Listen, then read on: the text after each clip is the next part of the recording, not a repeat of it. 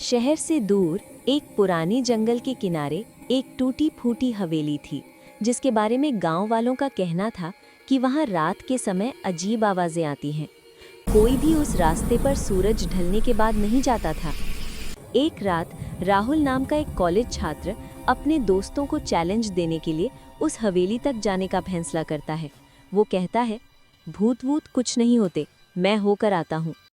दोस्त उसे रोके बिना नहीं रहते, लेकिन राहुल अपनी टॉर्च लेकर अकेला ही हवेली की ओर निकल पड़ता है।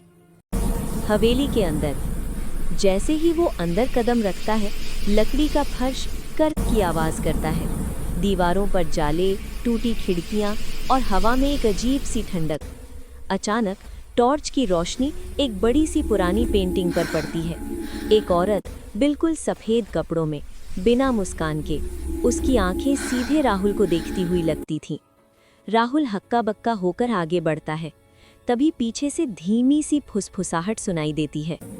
रुको। राहुल तेजी से मुड़ता है। कोई नहीं। उसका दिल जोर जोर से धड़कने लगता है।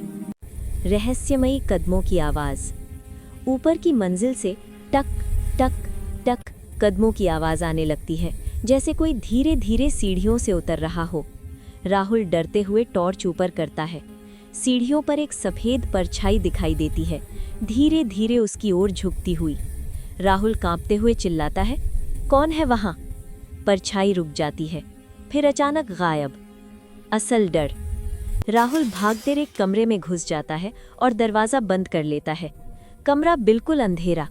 अचानक उस अंधेरे में एक धीमी सी आवाज, क्यों आए? टॉर्च अपने आप चालू होती है और रोशनी में वही सफेद कपड़ों वाली औरत राहुल के बिल्कुल सामने खड़ी होती है।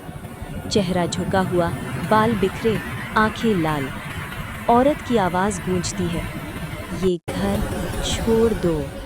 राहुल डर के मारे चिल्लाता है और हवेली से बाहर भागता है। हवेली के बाहर निकलते ही आवाजें बंद हो जाती हैं। अंत। अगली सुबह जब उसके दोस्त उसे जंगल के पास बेहोश पाते हैं, राहुल बस इतना कह पाता है, वहां कोई था, सच में कोई था।